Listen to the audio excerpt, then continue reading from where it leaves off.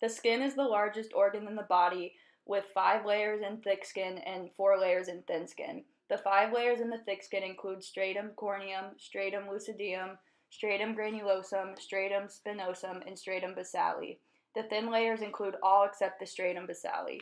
And the stratum basale layer is the one that contains the melanocytes that produce melanin or skin pigment.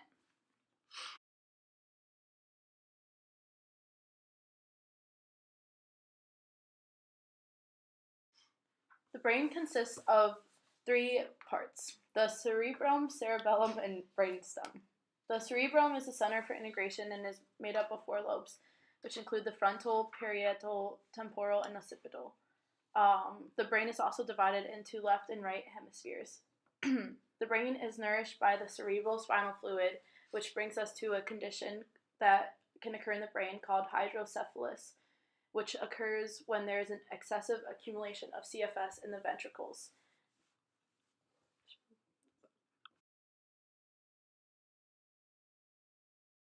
So the spinal cord begins as a continuum of the medulla oblongata and terminates into the conus medullaris and the cauda equina. In adults, the conus medullaris is in the region of L1 and L2. There are three meningeal layers make up the spinal cord: the dura mater, the arachnoid mater, and the pia mater. Additional cushioning for the cord is provided by the epidural fat deposits in the CFS.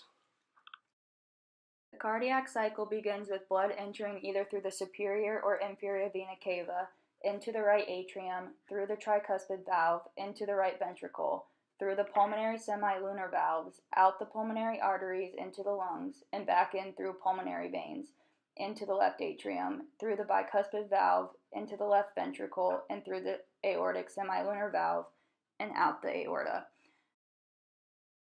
Aortic valve stenosis is the most common valve abnormality, with failure of valve to open fully.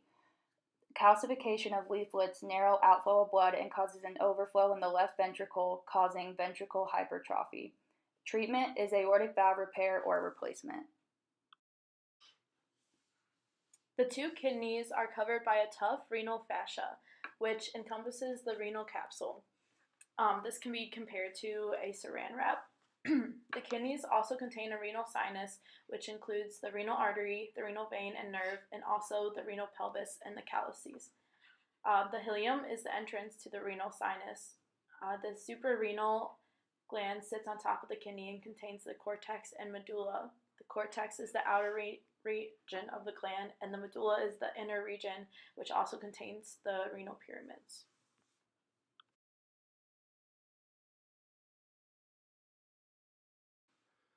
The stomach stores, churns, and initiates enzymatic digestion. The gastric juices in the stomach turns food from the esophagus into chyme. The stomach is made up of four parts: the cardia, the fundus, the body, and the pleuris. The pleuris is where the pyloric sphincter is located and allows for muscle control for chyme to enter into the duodenum. The stomach varies in sizes, but it's on average 2 to 3 liters. The liver is separated into a left and right lobe, which is separated by the falciform ligament shown in orange. The liver contains the interlobular portal triad, which includes the hepatic artery, hepatic portal vein, and biliary duct. The liver also contains hepatocytes, which produce bile and detoxify blood. One clinical condition is liver cirrhosis. This is a late stage of scarring of the liver, which is caused by many forms of diseases and conditions, such as alcoholism. Liver cirrhosis is irreversible and life-threatening. However, further damage can be prevented if the condition is diagnosed and the cause is treated early. Prevention methods include eliminating alcohol use, eating a healthy diet, maintaining a healthy weight, and reducing risk of hepatitis. The large intestine is the final section of the gastrointestinal tract. It has four sections to it: the ascending colon, the transverse colon, the descending colon, and then the sigmoid colon. One clinical issue with the large intestine is something called diverticulosis, and this is when pockets are formed in the walls of the digestive tract. Some of the common causes for this is aging, obesity, or bad diet.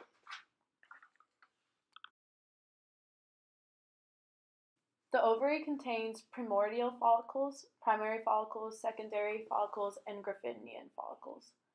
The ovary is attached to the uterus by an ovarian ligament in the uterine tube, where fertilization also occurs. The fallopian tube, also known as the uterine tube, transmits the ova from the ovary and transmits sperm from the uterine cavity. Their uterine tube consists of the isthmus, ampulla, and infundibulum. A clinical condition that can occur is the dermatoid cyst. Dermatoid cyst develops from a germ cell that is retained within the ovary. Because it is a germ cell, it can give rise to all kinds of cells to form mature tissues, such as hair, bone, teeth, and neural tissues.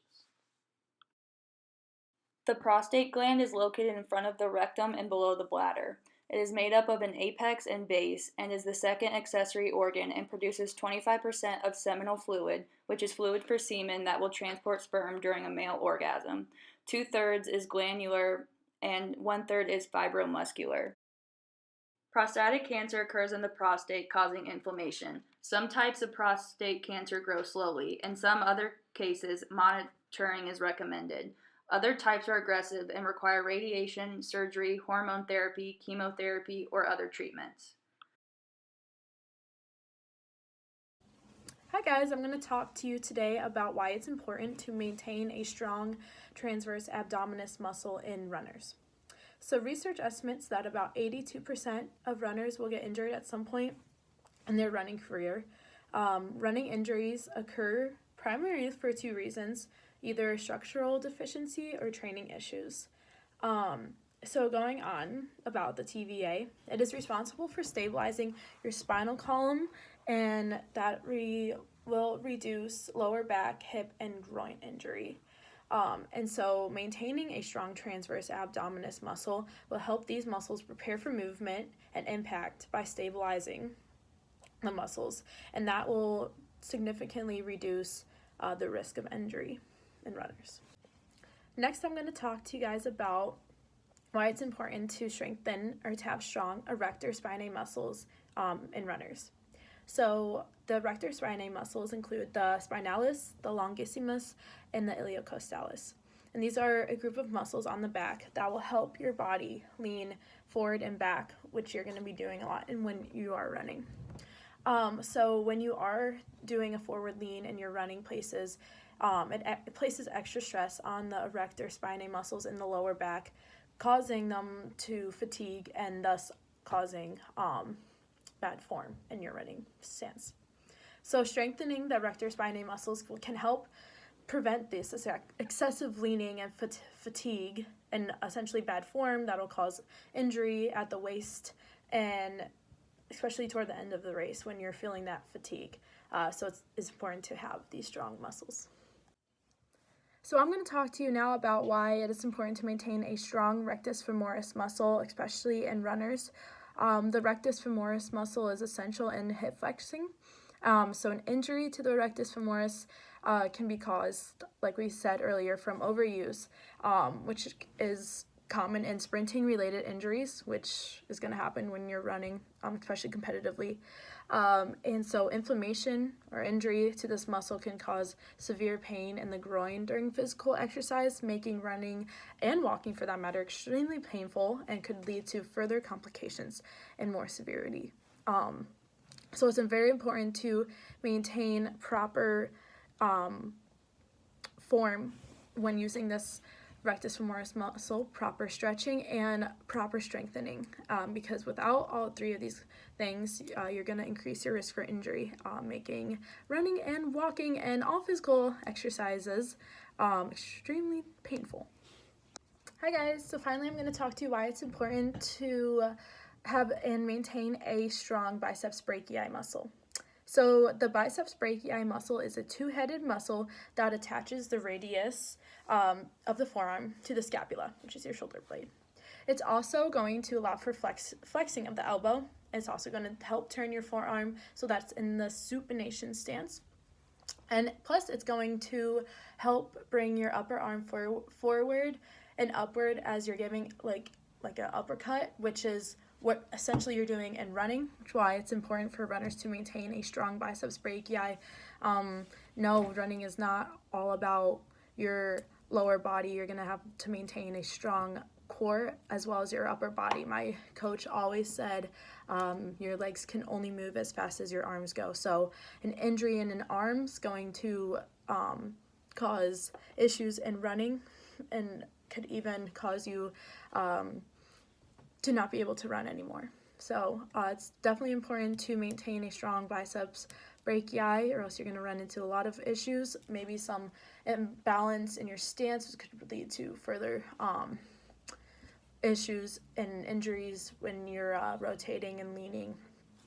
So it could lead to all kinds of further injuries and complications that we want to avoid, especially in runners. It's going to cause defect in your running, your ability, your times. So definitely important to maintain a strong biceps brachii. You can do this by performing bicep curls, many exercises, especially the ones that we performed earlier for you.